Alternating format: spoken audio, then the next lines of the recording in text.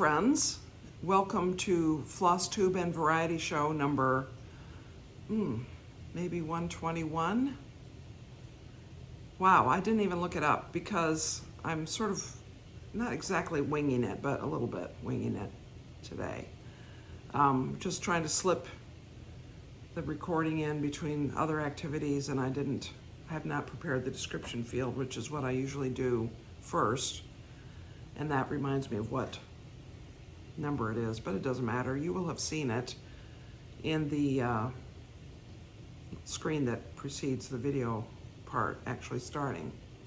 Anyway, today is July 5th, 2024, and the current temperature is something like 97, probably. It's 3:30 in the afternoon. We're under a heat advisory today. We have been for the past couple of days. I'm gonna just clean my glasses on my shirt hem, as one does. I mean, I have some lovely glasses cleaners, but they're not in my reach, and I'm not gonna get up. So I think that's better. Anyway, blah, blah, blah. Yes, it's warm here. If you live in a cooler climate, well done. You know, they call this the southern part of heaven, and I believe it is the southern part of heaven, even when it feels like the northern part of another region. But anyway, Flosstube means cross stitch, variety show means something else. So let's see where we are. So it's been 2 weeks since I made a video, and you would think I would have more to show you, but it was a very crazy first week when we had the kids with us, and I'll tell you more about that in a bit. But I did work on Margaret Hutton. This was the piece for the workshop with Nicola Parkman. And the main things I accomplished, I mean, I worked on it some. I did a few more letters of the alphabets up there. I've carried across that rice stitch band, which is this one. And I carried the border down, I think, on this side. I think I had already turned the corner at the bottom. But I'm enjoying that. The rice stitch band was fun, although when I look at the back, I can see that I was not completely consistent in the order in which I did the stitches, but I think it looks fine on the front. It looks fine. I challenge you to find it unpleasant. It's fine, like that. So one day I was sitting here and I was looking at this means pile of stuff on the table. And I had taken a strip of Russian tea cake off the bottom of Harriet Salt, just because it's already such a large piece. I didn't need any extra fabric to manage. And I was just sitting here looking, and my eyes fell upon it, and I said, I wonder what I can do with that. And then I remembered I have this book, Simone's Smalls, and most of them, several of them could be done on that strip of fabric. So I decided to do the Biscornu, which I've never done a Biscornu before. So I wanted to try it, and I got this far. This is a floss by Roxy Floss Co. called Another 11 Points, I think is what it's called. I'm not sure I know what that refers to. But as you can see, I've done the outer part and I've started on the inner part, and that diagonal part is where it's going to fold down. So this is Legacy Linen Russian Tea Cake, which is 37 count. I like working on it. It's hefty. It's substantial as linen. And I'm doing this, so this Biscornu pattern calls for the top to be done with 2 strands over 32 count, which I'm doing it on 37 count, but I'm doing it with 2 strands, which is okay. It is a little tight, but I think it's okay. Then the bottom part has a slightly different design, and it's supposed to be worked with 1 strand. So That's how that is. So I've done just started on the top. Now, even while the girls were staying with us, the Pine Cove leaders were staying with us, I still worked on Under the Roof of Blue Ionian Weather almost every day. And since I last showed this, which I think was 2 weeks ago, I've put in more than 1,000 stitches. And I think the place you can mainly see that is up there in the sky. I've carried that over. What I've carried over probably represents 400 or so stitches. And I've done more down in the main area there. Again, all this gray, it's hard to see. But, oh, the other thing is I took an afternoon and I finished gridding, I think almost all the way, if not all the way, out to the edge. And my thought at first was I was gonna just carry on starting at the very top and just come all the way out to the edge and then work down. But I decided that I was afraid I would not like that because the blue is prettier than all the grays, and if I finished the blue, I wouldn't have anything to look forward to, but we'll see. I am still on track, believe it or not, to finish this next year. Even with my hemming and hawing on it at the beginning of this year. Boy, this is stiff when it's full coverage. This is 18 count. It's either called Ivory or Off-White Aida by Soie. I think that's what it's called. And, you know, I have 3 samplers going that I haven't shown you today. One of them is Harriet Salt, which I did work on a little bit, but not a lot, so I didn't bother getting it out. And one is Jane Thompson, and one is Hannah Campbell. I have Hannah Green, which was the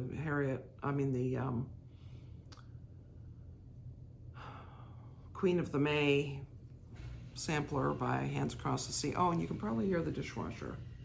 Sorry about that. It just registered with me just now. I'm sorry.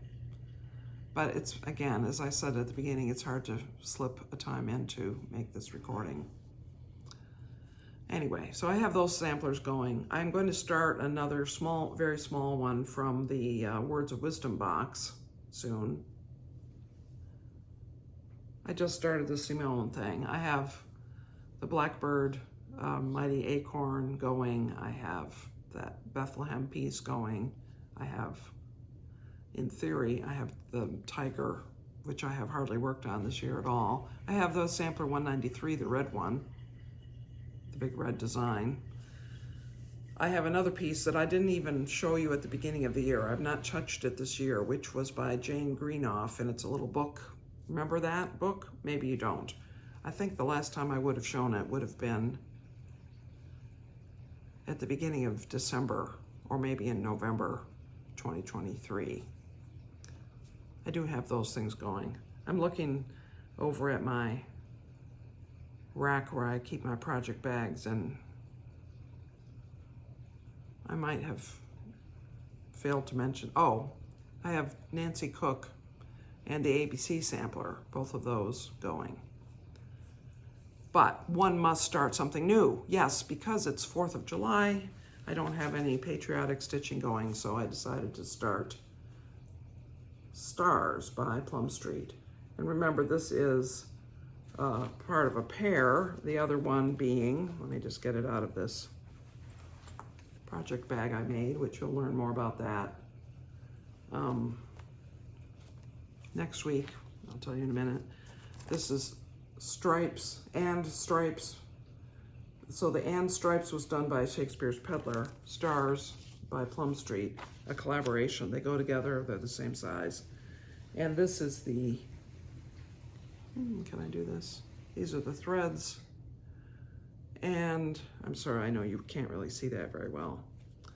And this is my progress. I started this last night, being 4th of July and all. This is on white clay by Fox and Rabbit, 36 count, 1 strand of floss, mostly the call for it. Now, I don't know if you can see this in the camera. If I turn it just this way, can you see possibly that in the bunting, the white part of the bunting are 2 different shades slightly?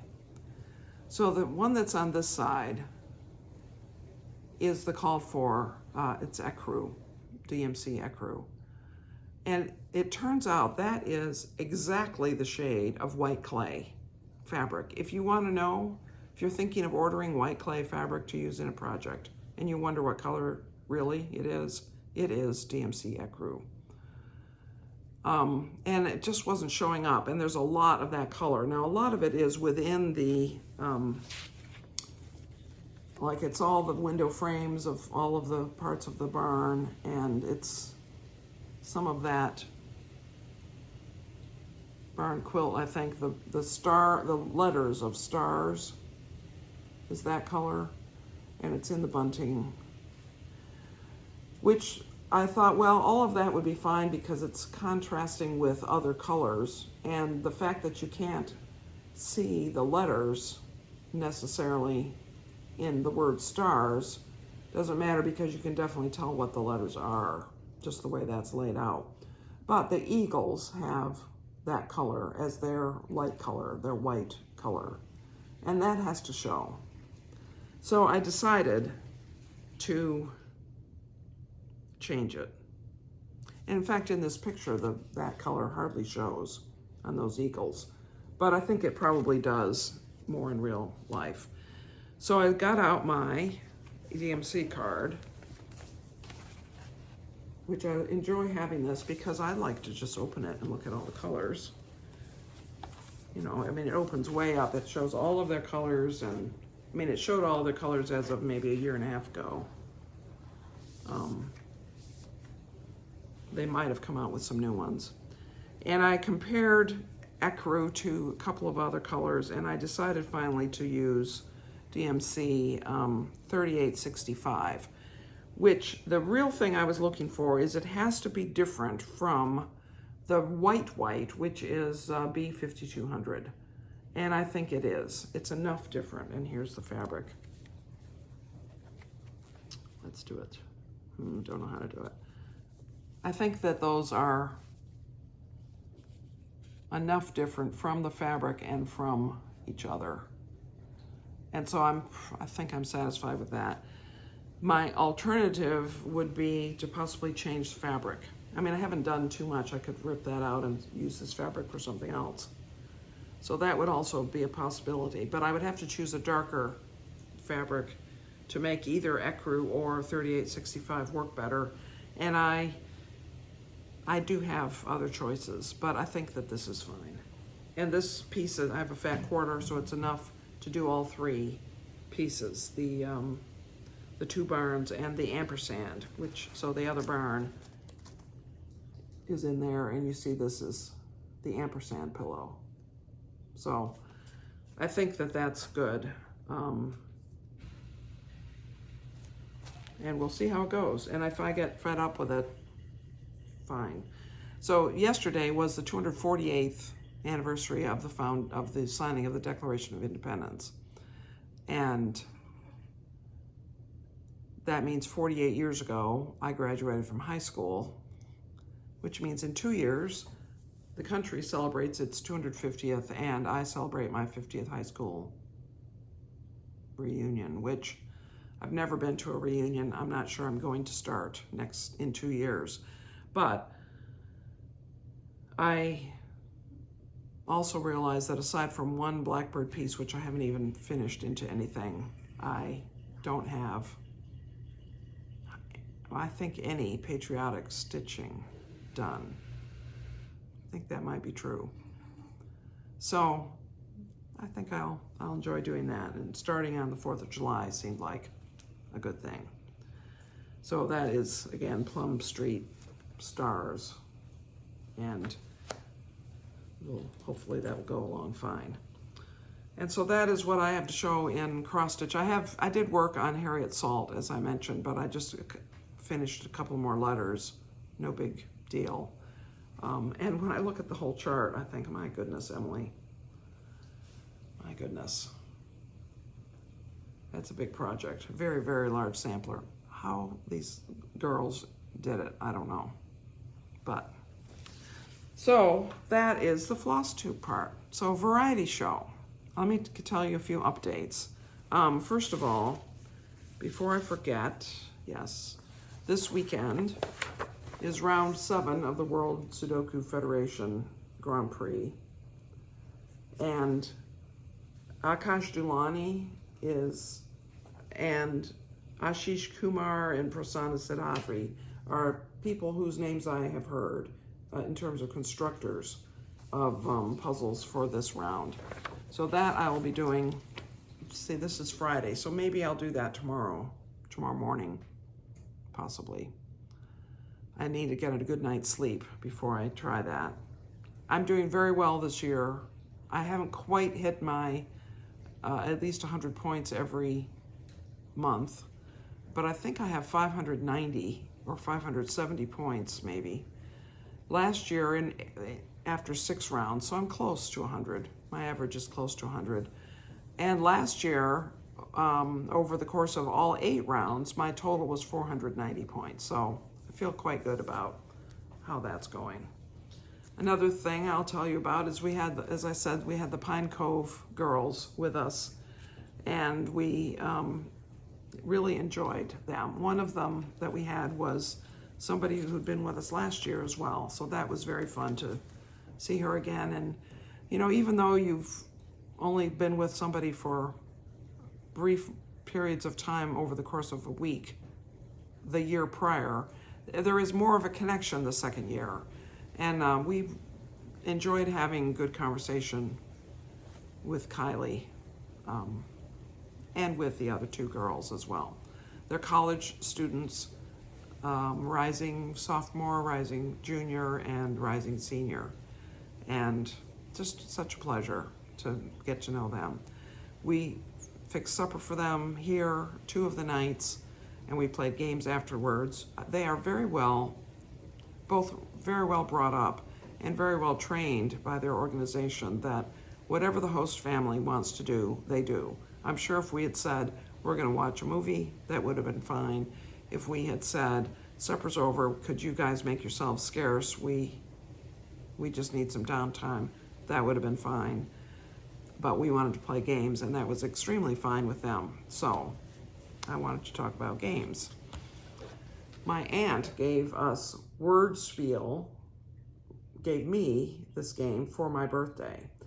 And it's the reason she was interested in it is because it's about words, which is her favorite game type thing. And it's because it's by the makers of Quiddler, which I think I've mentioned Quiddler before, but this is a game where, like Quiddler, you don't have to have an excellent vocabulary. You just have to be able to spell some words. And in this case, you have to play your word that you're going to create has to start with the last letter or letters of the word that was created by the player before you. So, you know, if my word were lead, your word could be dear, and my word could be ready, and your word could be your, and so forth. So that's how that game works. It was fun. If you like word games, this is a good one. And so is Quiddler, which I have in the other room, but I didn't bring it out. Kylie introduced us to Monopoly Deal is what it is. It's a card game based Monopoly game. i.e. you have the properties, you're trying to collect the properties and get sets of them and charge people rent and end up with the most points at the end of the game. It was fun. It is a way to play Monopoly where it ends. You're sure of it ending, which, as I think I've mentioned before, we actually have a way to do that, which perhaps at some point I'll tell you about Monopoly again. we played Fill or Bust because that's what we do with people who visit here. And we played a game that Kylie mentioned. She said, I wish I'd brought my copy of it. I didn't bring it, but it's a fun game. You would probably like it. And Byron went out and found it, and it's called Cover Your Assets. And it's a card game for 2 to 6 players. It does not take long to play. It says ages 7 to 99, 20 to 40 minutes. I would say that probably the 20 minutes would be the 2 or 3 player game, and the 40 minutes would be 5 or 6 players. So we played it that first night with 5 players, and we played it last night with 3. And it's fun. It's a fun game. Not hard to learn. The mechanics are easy. The strategy is variable. It's going to depend somewhat on how the cards fall, but also it's not hard to have a reasonable strategy and a reasonable hope of winning.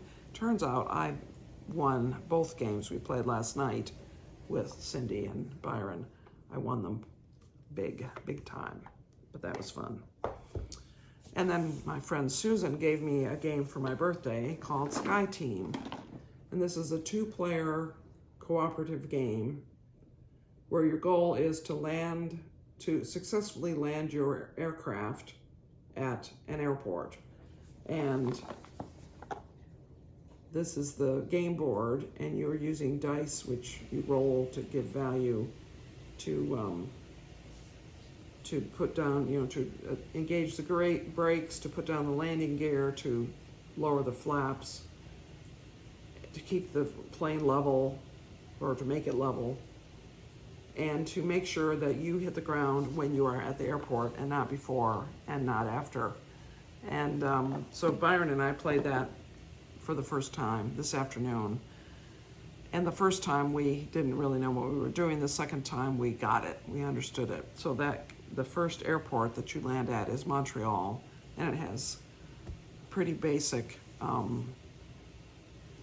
scheme to it. Then after that, after you've achieved Montreal, you can move on and land at other airports, which are harder scenarios. So it's a scenario-based game, and we enjoyed it. And again, a 2-player cooperative game, that's very nice. So you're not competing, you're trying to beat the game.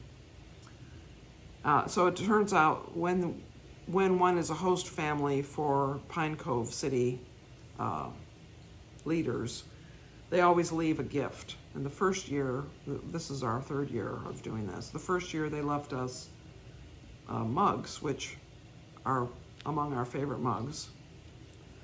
The second year they left us pickleball rackets and balls, which was, of course, that is all the rage these days. And we haven't played it, even though we have some rackets. But we really should try it. And we should, I'm not sure those rackets are professional quality, if there is such a thing, but that's fun, a fun gift. And this year, it was a deck of cards with their logo on it, and this book, The Ultimate Book of Family Card Games, which has a lot of games in it that we have never played, and some that we have played, like Go Fish and Crazy Eights, rummy type games. I think we've played Russian Bank. I seem to remember that. A game that Scott learned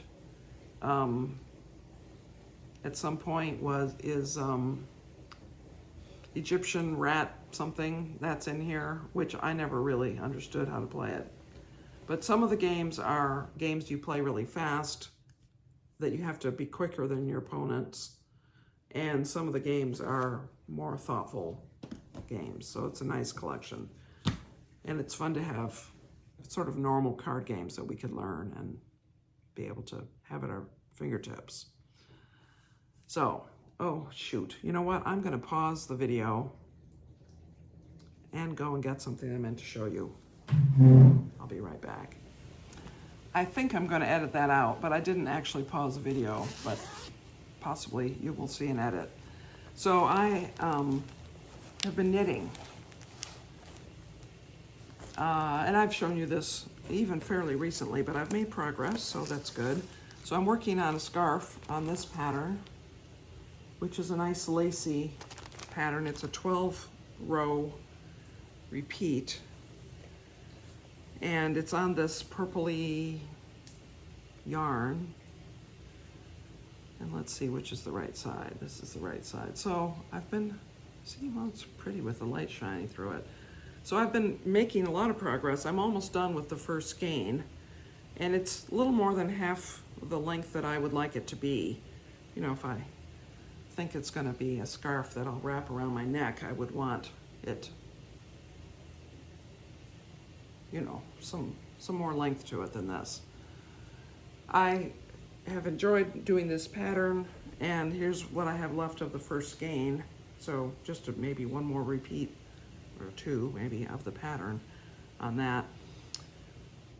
And I have another skein here ready to go. And I have this bowl. You know, this is one of those knitting bowls that people have. My friend Lisa Grauman made that. And she's a potter, and I bought that at one of her craft fairs. So that's what I've been working on in terms of the scarf. But I will tell you, and since we're right here, I don't love this part of the yarn. Let me put something white behind it. You know, I was looking forward to that turquoisey teal blue and the gold coming, but it turns out I don't love it.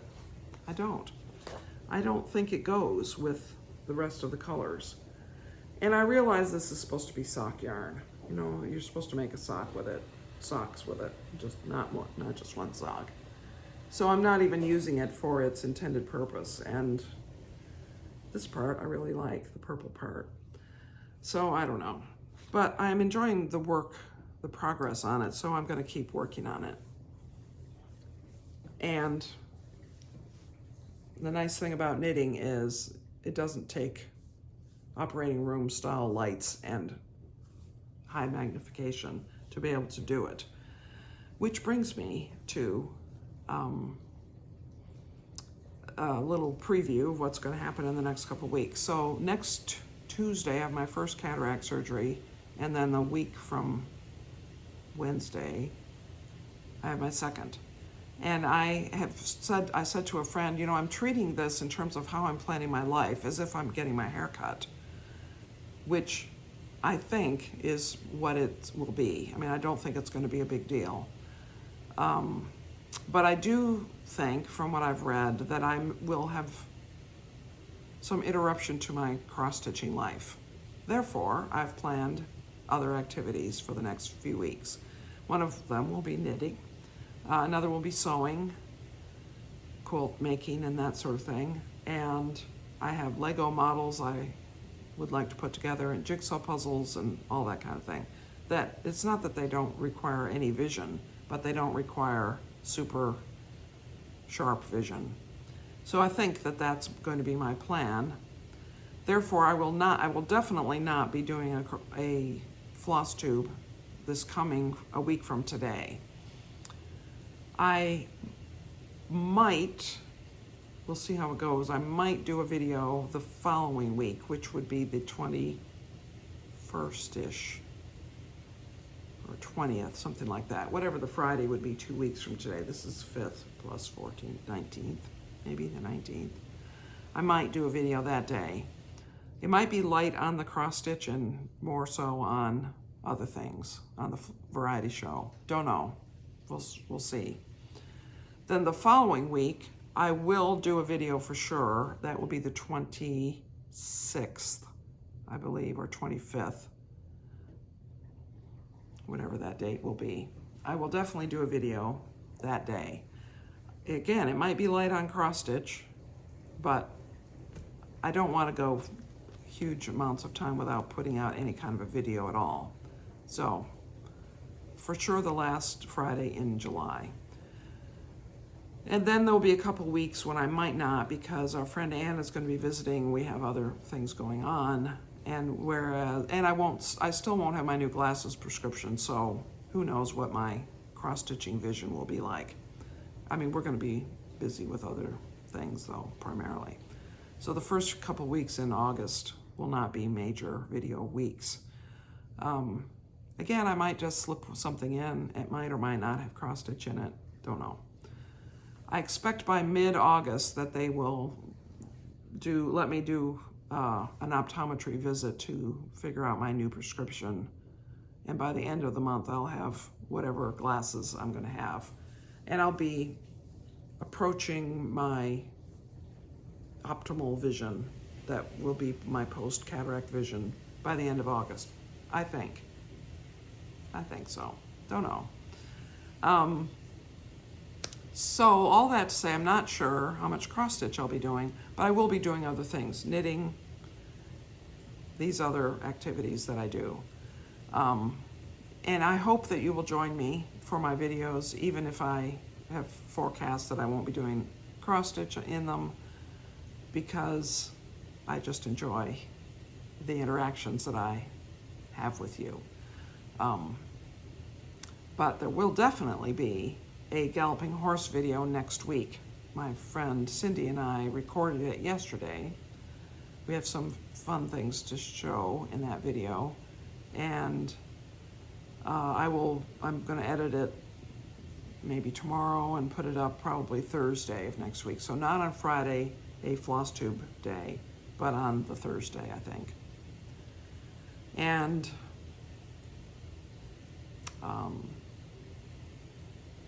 I don't know, what else is there to talk about?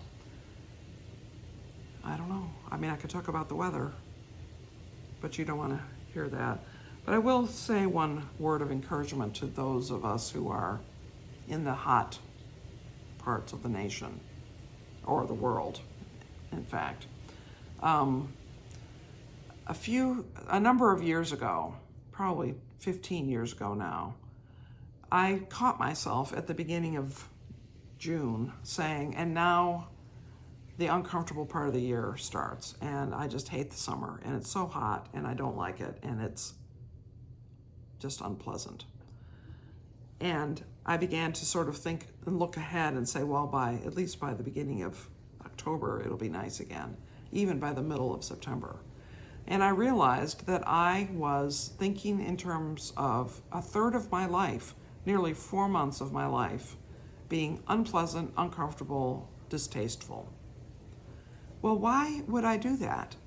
Why would I do that? Every day is a great day, has the potential to be a great day. Doesn't matter if it's hot or cold or rainy or windy or snowing, which would be really excellent.